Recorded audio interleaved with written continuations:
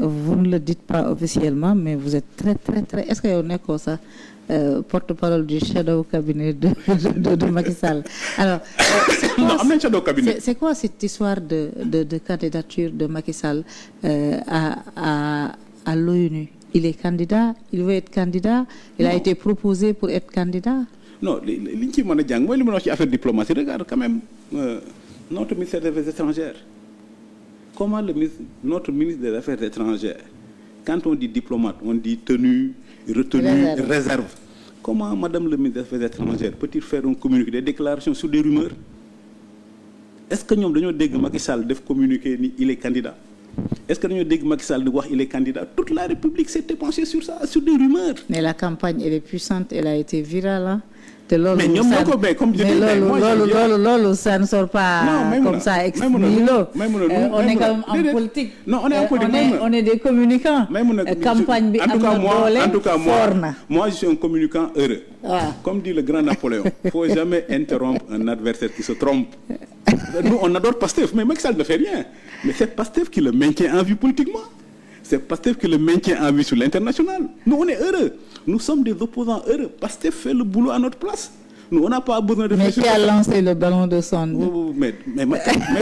Qui a lancé le ballon de sonde? Madame le ministre des Affaires étrangères a fait un long discours sur des rumeurs. Madame Aminata Touré s'y est mise, tout le monde s'y est mis. Donc nous sommes des gens heureux. Non, Aminata Touré, elle est politique. On ne va pas ils sont politiques. Man kay benn wax moma ci jaaxal, moma ci xawa jaaxal, et c'est ça qui interroge. Pourquoi la ministre des Affaires étrangères se penche sur loo xam ne rumeur la et puis tente même de donner une position officielle du Sénégal? Mais ça c'est la diplomatie gros calibre de ce qu'il ne faut pas faire. Regarde l'histoire d'Amador. À la limite, ça, les gens devaient être atterrés. Je connais les affaires étrangères, les brillants diplomates, ils sont atterrés. Pourquoi? Non, regarde-le. Mais c'est une bérésina, l'histoire d'Amador.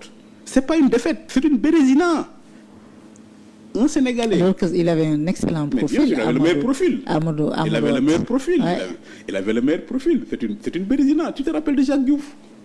FAO, Amadou Mokhtar Mbow, UNESCO, Ibrahima Fall, SG adjoint des Nations Unies, Ablaye Bathily, Libye, Mankeur, la commission de l'UA. Il fut des temps, les autres pays africains dañ doon casse en disant que les Sénégalais pensent que sur tous les postes internationaux, ñoom ñoo ko war a jël. Aujourd'hui, Madame le ministre des étrangers, au lieu de s'occuper de ça, de faire une sorte d'aggiornamento pour dire comment recadrer.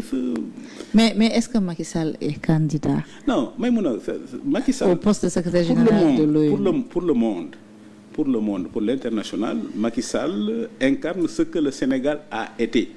Pour te dire, les Américains, parce que pour être EG de l'ONU, il faut un compromis. Il faut un grand compromis. Ce que je dis là, c'est mon opinion, ça n'engage que moi. Aujourd'hui, Macky Sall incarne une sorte de compromis avec les Américains. Les Américains sont d'accord. Pour la candidature de Macky Sall. Les Chinois sont d'accord. Les Russes alors qu'il n'y a rien d'officiel. Mais bien sûr. Mais aussi, c'est ça la diplomatie. La diplomatie, ça veut dire que c'est comme le verset du Coran, là. Wal Fajr, avec tout goudi gi lañ koy def, mu xey rek leer nañ ci fajar gi. Aujourd'hui, quand tu vois le monde, qui fait le consensus? Qui peut parler à Poutine? Si Macky Sall est candidat, les Américains sont d'accord, il peut être le candidat des Américains. Les Chinois, moi, j'en connais quelque chose. Lors du sommet des BRICS, le président Xi Jinping, président de la Chine, a dit à Macky Sall, quand vous quitterez le pouvoir, je vous continuerai à vous considérer comme un ami personnel.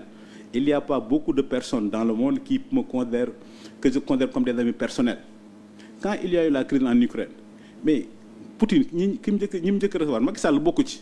Et on connaît les relations exceptionnelles entre les Américains et le Sénégal. Donc, le truc de l'ONU là, c'est des trucs de compromis entre les grandes puissances. Ce n'est pas l'Assemblée générale, ce sont les grandes puissances. Donc aujourd'hui, si Macky Sall peut avoir l'aval des Américains, si Macky Sall peut avoir l'aval des Chinois, si Macky Sall peut avoir l'aval... Le Sénégal, nous sommes contents. Et c'est ça le pays. Et c'est pourquoi je dénonce toujours le détestisme de Pastef. pas détestation, le détestisme. Le détestisme est une idéologie, c'est l'idéologie de Pastef. C'est de détruire tout ce que le Sénégal a de précieux. En faisant l'insurrection, ils voulaient nous rabaisser au niveau du Burkina Faso, l'État tombe et puis on a des présidents de transition. L'histoire de Macky Sall, la haine, la fougue qu'ils vont exprimer contre la candidature de Macky Sall, une candidature qui n'est même pas officielle. Mais c'est du détestisme. Qu'est-ce qu'un retour, qu'est-ce qu'un non-soutien de l'État du Sénégal peut coûter à cette candidature? Non, rien du tout. À part se ridiculiser. Mais bien sûr que non. Il aurait été souhaitable qu'il soit porté par son pays. Comme tu parles bien français, il aurait été souhaitable. C'est pas une obligation.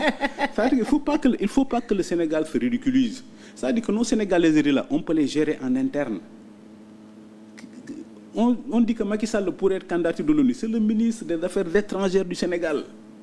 Le ministre des Affaires étrangères du Sénégal qui va au charbon, qui va à l'assaut en disant non. Ce sont des Sénégalais eux-mêmes. Ils disent qu'il a les mains. Mais c'est ce que j'appelle. Certains disent qu'il a mënul nekk candidat, il a les mains tachées de sang.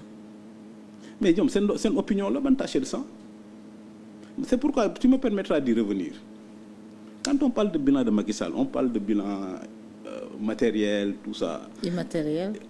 Bon, pour moi, le meilleur élément du bilan de Macky Sall, et je l'assume, c'est le bilan immatériel. Maïmouna, nous sommes une exception. Sur les 54 ou 52 pays africains, nous avons une rupture anticonstitutionnelle. Nous avons Macky Sall croiser les bras. Gars, c'est un cocktail Molotov, État Bidan, nous avons un président de transition. Les deux cas de la société civile, là, quel est le président de transition? Le Sénégal aurait perdu ce qu'il y a de plus précieux. Cet statut d'exception-là est plus précieux que le pétrole et le gaz. Et c'est ça le bilan immatériel, le fait d'avoir sauvé la République. Il y a aux États-Unis, Macky Sall aura été comme Lincoln. Lincoln, quand il est arrivé au pouvoir, il y a eu la guerre de sécession, il a dit son devoir historique, c'est de sauver l'Union. Il a sauvé l'Union. Macky Sall, son devoir historique, c'était de sauver la République. Et il a sauvé la République. Ceux qui voulaient faire tomber la République, on a fait du djubanti. On les a amenés en prison, on leur a dit que ici c'est le pays d'Ablaye Wade, opposition légale. Et quand ils le sont su, nous gagnons des élections gagnées. Et c'est ça le bilan immatériel. Taïdi, bu État Bidan, République Nermeloun, l'Union, gouvernement de transition, quelqu'un de la société civile, nous avons un Sénat. Le Sénégal serait devenu un pays banal. Et comme je dis, Pastef, leur détestisme là, c'est la banalisation du Sénégal. C'est la banalisation du Sénégal.